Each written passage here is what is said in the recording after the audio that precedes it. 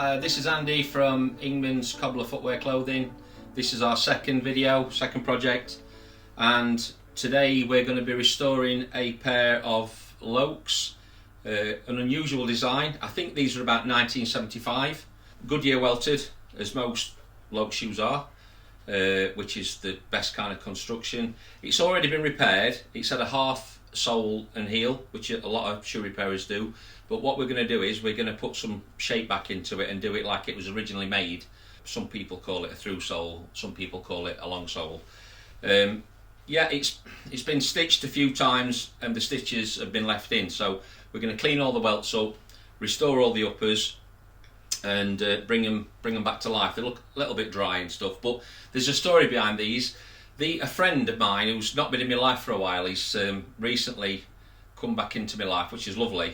Just got married to his beautiful wife, and he's brought me about 8 pairs of shoes, and this is one of them. But I've chose these because these was his late granddad's, and obviously that means a lot to him, so I really want to make a really good job for him, and I'm really looking forward to this project. So next thing we'll do is we'll go downstairs to the workshop where the magic happens. Thanks a lot, guys.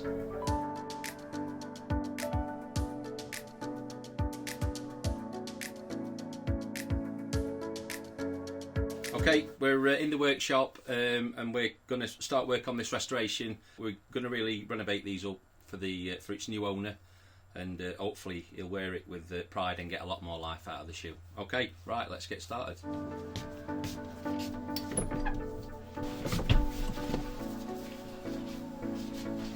Okay, so like I said, we're going to be careful with these because they're old. I like to use these straps for stripping this kind of footwear down. So first of all, we're going to take the top lift off. But I've done that a million times. Take all the pins out.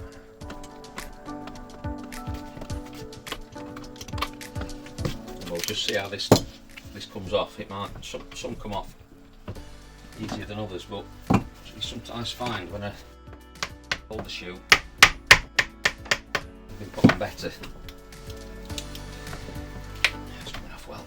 But that strap's holding everything in place. It's not putting stress on the shoe, pulling against last, so that's the aim. So now, like I said, we've got a half sole there. We're going to strip this off. It's coming off already, so it should be quite easy, but again, just have to be careful. So that's the old bit. Take that off gently. From the side, it's just tearing a little bit.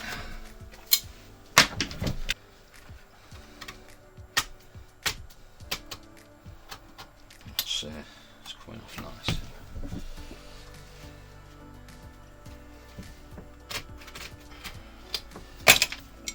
That will lift off. I don't know if you can see it, but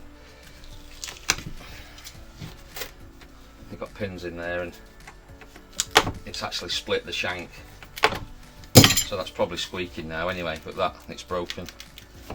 We'll take all that off anyway. Okay, these are made in Germany, Nipex. These fantastic. Go through these steel pins really easy. Pins fly off around them.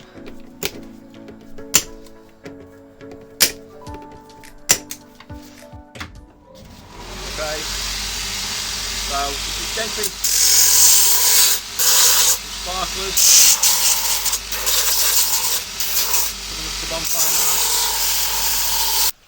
Okay, right, so I'm going to put a little bit of water on there.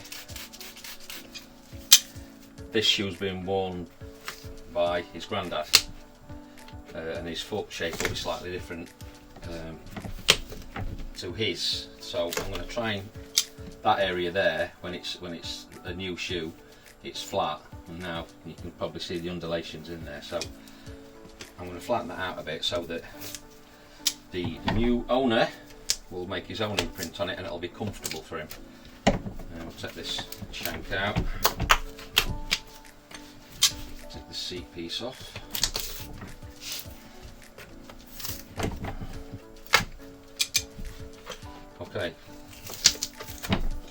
off. They have been looked after, these. They've not had extensive wear. I would imagine from style of them they were probably a best shoe. Because it's a bit of a different style. It's got like a French seam on the front of the toe and what they call an apron front, which Loakes aren't renowned for, especially in that era. So I would imagine that the guy would have thought these were a bit different. I'll have these for best. So we're going to put a new piece of wood in there, the shank, reshape this. Real pet hate of mine is when people don't take the old stitches out. It makes the welt look messy and it damages the welt. So I've got to painstakingly take at least 1 or 2 rows of stitching, and it's bad stitching too. It's not locked in the centre.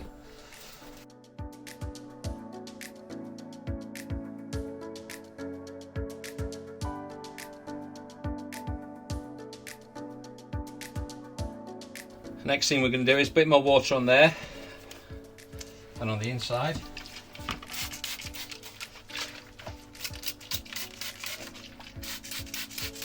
I'm going to hammer this down a little bit.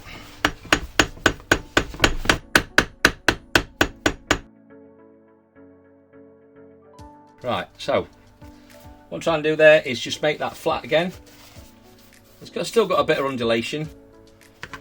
Everything's dried up on these, bless them. So we'll put some love back into them with some nice product to get the uppers in shape again and fed. They're real dry, but they'll come up really nice. We're going to not do the other one. We're going to do that, show it as a comparable at the end.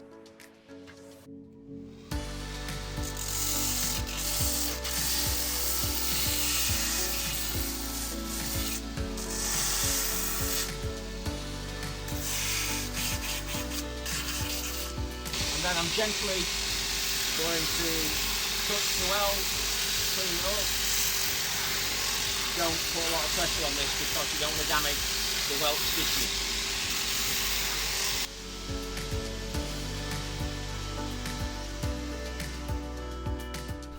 We are going to put in cork. Cork is from a tree, natural product. It's bark and glue, and it insulates, and it also cushions the footbed, which is one of the reasons Goodyear Welted shoes are so comfortable. In the shoe world, it's a bit like the wheel. It's like a massive breakthrough moment. So we flattened this insole out a bit, so this cork will go on pretty even. If we're repairing a normal customer shoe, you know, the guy who's wearing the shoe all the time, we would follow the original footbed pattern. So in some areas the cork could be thick and in some areas the cork could be thin, because if you try and shove a lot of cork in, it can push lumps back, which means it feels like when you put your foot in the shoe again, it's like it's got pebbles. It's so uncomfortable. So this again, every stage of the process is important if you're doing it properly. Right, so we're now going to glue the shank and where the shank's going to live. Just let that dry. Put the seat piece, as you can see it's oversized, so that you can use it on different size shoes. What we'll do is we'll trim it up. We usually use the old one as a template, but as you can see, when we first started stripping it down, it all broke down. To get a decent key, we'll scour it on machine, and we'll get rid of this painted area so that the glue holds on better.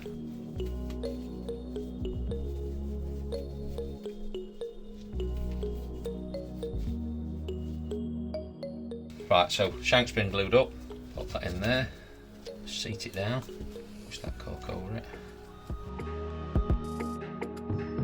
and then I'm going to put a primary coat. We spoke about this on the last video, the first video. This one's thinned down. JR Brendenbach leather soles from Germany. In mine and a lot of people's opinion, this is the best leather sole out there in the world. There are a lot of great tanneries in Britain, and I all think they're aspiring to get to this level. Some of them aren't far off either. There's a tannery in Devon called Baker's, and they do fantastic oak bark leather, and that's what this is. But this is sort of more recognised, so the general public look for this, and again, that's probably one of the reasons why we use it as well. But this is the best, definitely. So we're going to shape this. So we'll put some water on it. So we have got a two-dimensional shape there. So what we do is we shape it.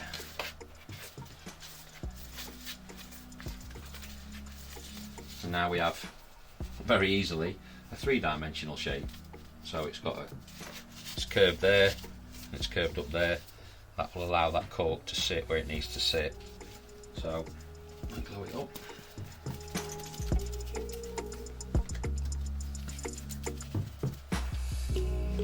Let that dry.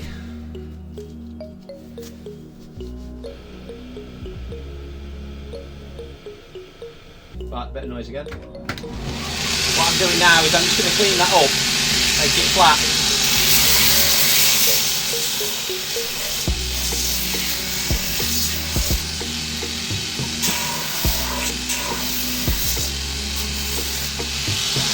Okay, that's nice and flat.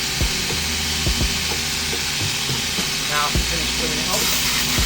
Okay, right, so all corked up, we've cleaned that glue off. This is the seat piece, that's been pre-glued.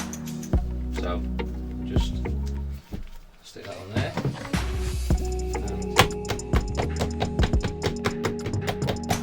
And tap that down.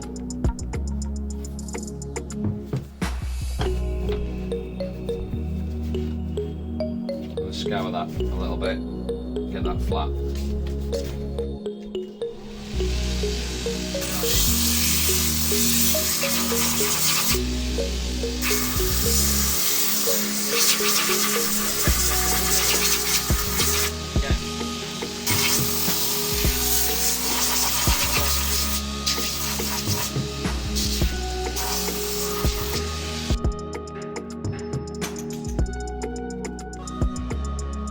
Okay, so got the glue on both surfaces, made that into a three-dimensional shape.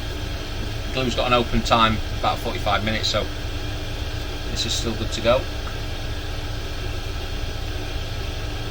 We'll try and centralise that into the logo in the middle. Put that on the last, and start and gently hammer the shape.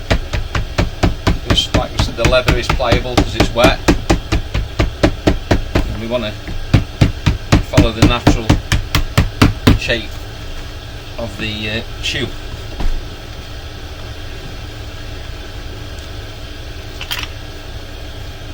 Okay, so as you can see, it's following a nice profile. It's not flat anymore.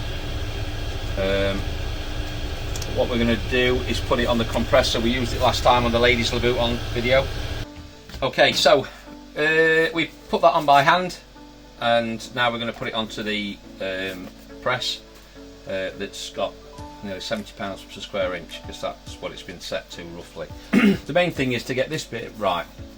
You'll notice that that one's sort of really quite round, it's just a little bit too round and fat. That one will be a better shape underneath. On the insoles it's slightly narrower than this looks, so that's what we're going to go with. Put the shoe onto there, pop it across, just make some adjustments here. If that angles, that'll stop it coming back. Take that up and then put the pressure down. So what that's doing is, like it did before, it's taking all the air out of it and really putting some even force onto the sole. Okay, I This is called a Ranger, and I'm just going to cut it the leather out. It's just a lot easier to use. It's a really good piece of kit. You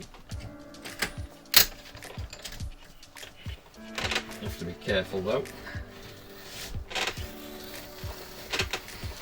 It's very strong. You can cut your finger off. Or cuts you.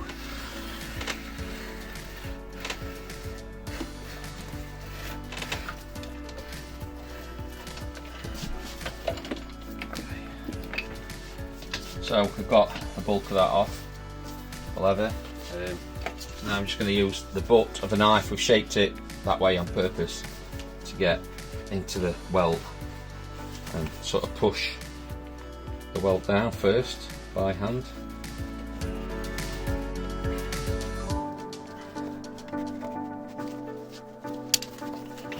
Take out. So this is it's got two operations on this machine. This is what you call a welt roller, like a fudge wheel. It's spring loaded. It's designed to put pressure on. So it's like it squeezes the welt onto the leather.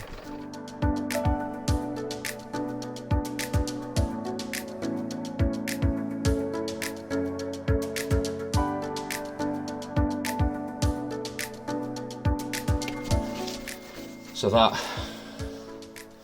as you can see, it's just put a nice little pattern on there. Okay, so now put this groove in. This groove is for the stitch to lay into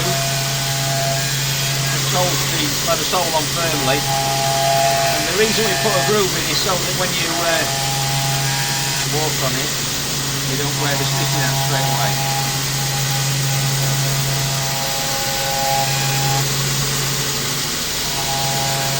Blade is a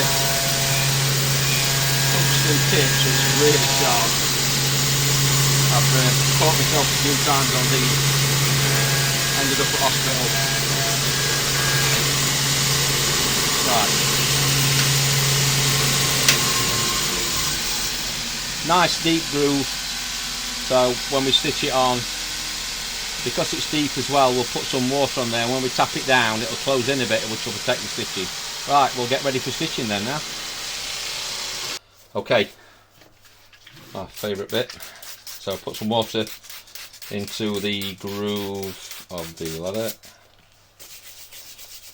Reason for that is that when it's stitched on, when the fibres dry out again, it'll grip to the thread.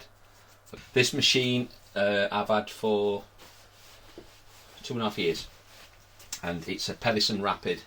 Quite popular in America, made in Denmark. Fantastic, best machine I've ever been on. I'm in process of buying another one, which has come from underneath London Bridge. I'm quite honoured to have this machine when I finally get it. It's was one of two machines that stitched the Queen's Army's jackboots on. So it's a bit of a story there, and I like anything like that, especially with English heritage. Right, so we put her on. That's called the table.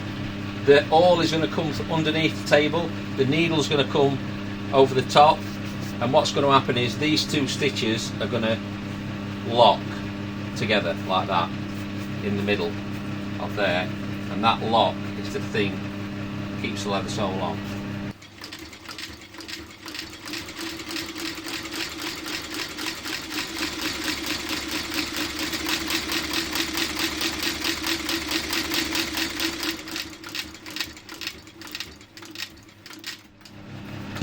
So, feels like a Rolls Royce, this machine.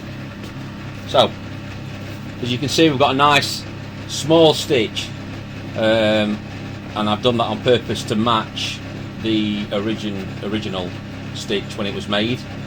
This will be roughly 7 stitches per inch because we've made it smaller, and the stitches are all tight, so the lock that I talked about is in the middle.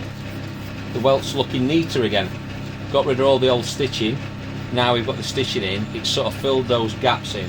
So we gradually getting this shoe back to better looking days, as well as obviously being able to wear them again.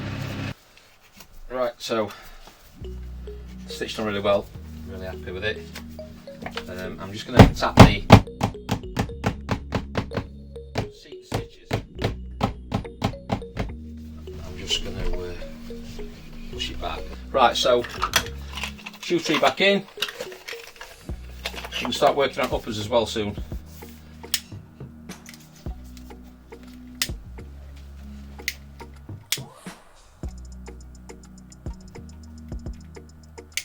Okay, so sole on, stitched, trimmed, shoe tree, keeping everything in shape. Now it's time to do a little bit of work on the uppers before we start putting the heel, making way for the heel to go back on.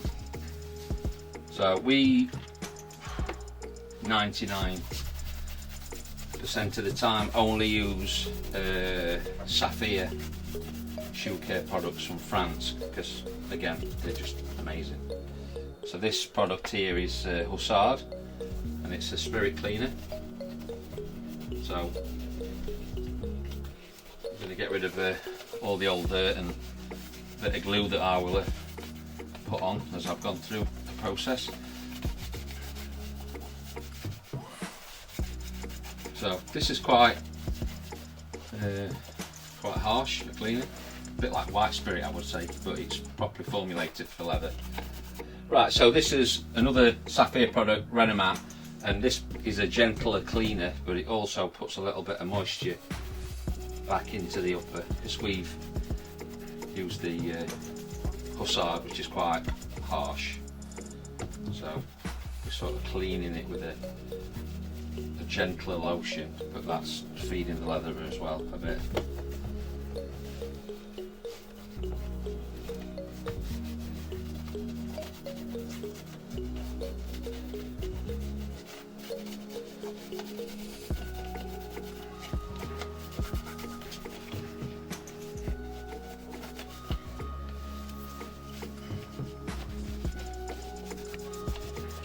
Again, this moisture that's going in now soften all the leather all the way through. Okay, heel, sole, original heel. That nice bit of shape there. There's a nice bit of shape there. So this is my clicking knife, and it helps keep everything in a straight line where you're profiling. So just put a nice gentle line in. Do it again and again. So now we've got a line there, it's probably about 1.5 mil thick. So because that knife's sharpened that way, as I cut in, it'll peel up, but it won't go too deep because it's flat on the underside. It's just nice and steady. Still a bit of moisture left in the leather, so that's nice. I'm happy with how sharp that knife is. Things that are sharp are easy to use, and things that are blunt.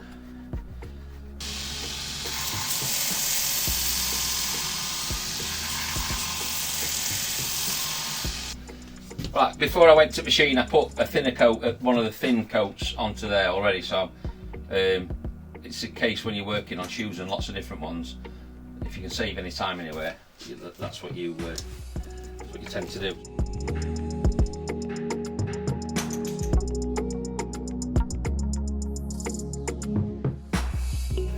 It's probably at this point where we start to decide what we're going to do with the uppers as well. Are we going to use any dye, or are we just going to use polishers? But what I'm going to do, I think the colour's alright. It's like a two-tone colour, so I don't think I'm going to get into dyeing today, but we'll save that for another day.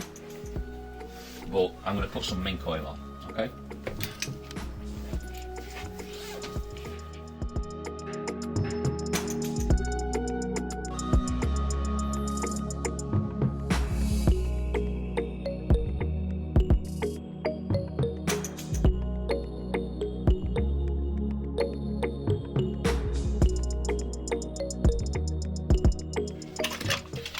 So we'll let that dry a little bit, and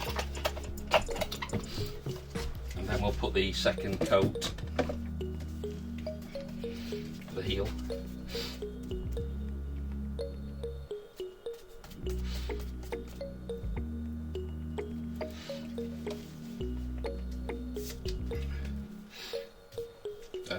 things are starting to take shape again now. Just a part of the rebuilding process.